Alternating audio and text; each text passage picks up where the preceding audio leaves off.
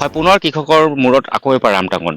কাৰণ মধ্যভোগীয়ে যি কৃষকসকলৰ চব্জিসমূহ কিনি লৈ যায়, তাৰ ওপৰত তেওঁলোকে লোকচানৰ সন্মুখীন হৈছে। আৰু এই মুহূৰ্তত মই উপস্থিত আছোঁ যোগীঘোপাৰ মোহনপুৰৰ চন্দন বিশ্বাস নামৰ এখন খেতিৰ পথাৰত। আৰু তেওঁলোক দেখিবলৈ পোৱা গৈছে আচলতে তেওঁলোক বিভিন্ন ধৰণৰ খেতিৰে তেওঁৰ 3 বিঘাতকৈ অধিক মাটি হেৰি কৰি তেওঁলোকে খেতি কৰিছে, যিহেতু বিলাহী, ভোল, জিকা আদি খেতি কৰিছে। কিন্তু তেওঁলোকে আচলতে উচিত মূল্য নোপোৱাৰ ফলত আচলতে এনেদৰে এতিয়া আকৌ তেওঁলোকে লোকচানৰ সন্মুখীন হ'বলগীয়া হৈছে। আৰু মই পোনে মই কৃষকগৰাকী আছে তেখেতৰ ওচৰত যাব বিচাৰিম পোনে, যিহেতু তেওঁলোকে কৃষিৰ লগত জড়িত, আৰু কৃষিৰ লগত জড়িত হৈ তেওঁলোকে খেতিত ব্যস্ত হৈ পৰে। আৰু কিন্তু যেতিয়া বজাৰত ফলসমূহ লৈ যায়, কিন্তু সেই শস্যসমূহৰ উচিত মূল্য নাপায়।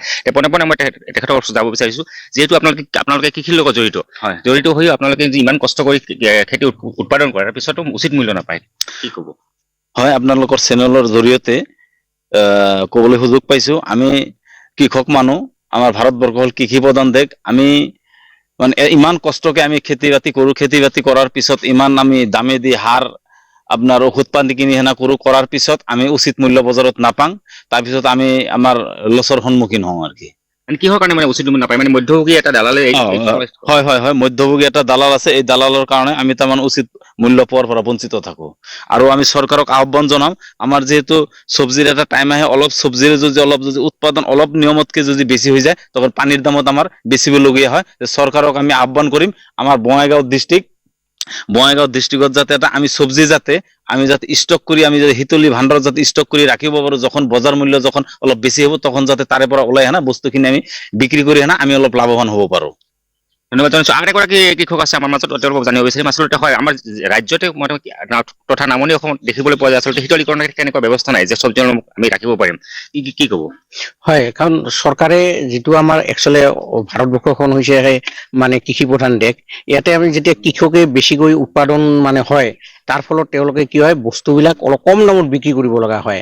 আৰু তাৰ ফলত মধ্যভোগী দালালে এইবিলাক লৈ তেওঁলোকে বেছি দামত বিক্ৰী কৰে। কিন্তু যদি এটা শীতলীকৰণৰ ব্যৱস্থা থাকে, আমাৰ বঙাইগাঁও ডিষ্ট্ৰিক্টত ধৰক ব্লক লেভেলত যদি শীতলীকৰণৰ ব্যৱস্থা থাকে, কৃষকবিলাকে এই বস্তুবিলাক লৈ শীতলীকৰণ ব্যৱস্থাত ৰাখিব।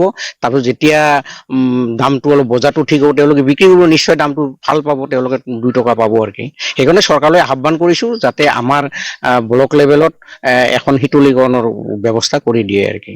হয়, আচলতে এনেদৰে তেওঁলোকে উত্থাপন কৰিছে কথাটো যে আমাৰ বঙাইগাঁও জিলাত আচলতে যিহেতু আমাৰ এই এৰিয়াত আচলতে শীতলীকৰণৰ ব্যৱস্থা নাই, আৰু শীতলীকৰণৰ ব্যৱস্থা থাকিলে তেওঁলোকে চব্জিসমূহ তেওঁলোকে মজুত কৰি ৰাখিব পাৰে। আন এগৰাকী আছে, মই জানিব বিচাৰিম যে যিহেতু কৃষকসকলে ইমান কষ্ট কৰি কপালৰ ঘাম মাটিত পেলাই কষ্ট কৰি শস্যবোৰ উৎপাদন কৰে, তাৰ ফলতো উচিত মূল্য নাপায়, কি ক'ব?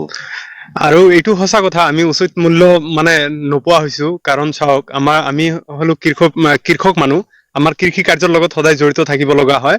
আমি ইমান কষ্ট কৰি চাওক, একদম যিমান কেঁচা মাল আছে আৰু কি আমাৰ কৰিব লগা হয়। আৰু শাক পাচলিৰ পৰা ষ্টাৰ্ট কৰি যিমানখিনি আছে আমি চবখিনি কৰোঁ। কিন্তু উচিত মূল্য নোপোৱাৰ কাৰণ হ'ল মধ্যৱৰ্তী এটা দালালৰ প্ৰভাৱ আছে ইয়াতে। তেওঁলোকে আমাতকে বেছি লাভৱান হয়, কিন্তু আচল কষ্টটো আমাৰ কৰিবলগীয়া হয়। তো এইটো ক্ষেত্ৰত চৰকাৰক দৃষ্টিগোচৰ কৰিবলৈ অনুৰোধ জনাইছোঁ। লগতে আমি যেতিয়া আমাৰ চব্জিখিনিৰ দাম একেবাৰে কমি যায়, তেতিয়া এটা কি কৰিব লগা হয়, আমাৰ চব্জিখিনি কিন্তু সময়ত বিকিব লাগে, আৰু সেই সময়ত নিবিকিলে চব্জিখিনি বেয়া হৈ যায়।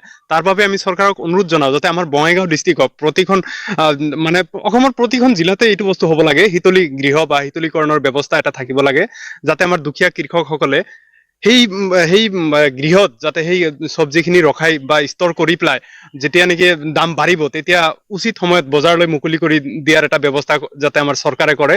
আৰু আমাৰ কৃষকৰ বিভিন্ন দিশত এতিয়াও অসুবিধাৰ সন্মুখীন হ'ব লগা হয়। আমাৰ বানপানীৰ ক্ষেত্ৰতো যিয়ে নহওক আৰু কি বহুত অসুবিধাৰ সন্মুখীন হ'ব লগা হয়, আৰু এইটো ক্ষেত্ৰত চৰকাৰে অকণমান গুৰুত্ব দিব লাগে। বাছ এইখিনি। হয়, যিহেতু আমাৰ ভাৰতবৰ্ষখন এখন কৃষি প্ৰধান দেশ, আৰু সেই অসমতো দেখিবলৈ পোৱা গৈছে আচলতে বেছিভাগে আমাৰ কৃষিৰ লগত জড়িত। আৰু কৃষিৰ লগত জড়িত হোৱাৰ পিছতো কিন্তু তেওঁলোকে যিসমূহ শস্য উৎপাদন কৰে সেইসমূহ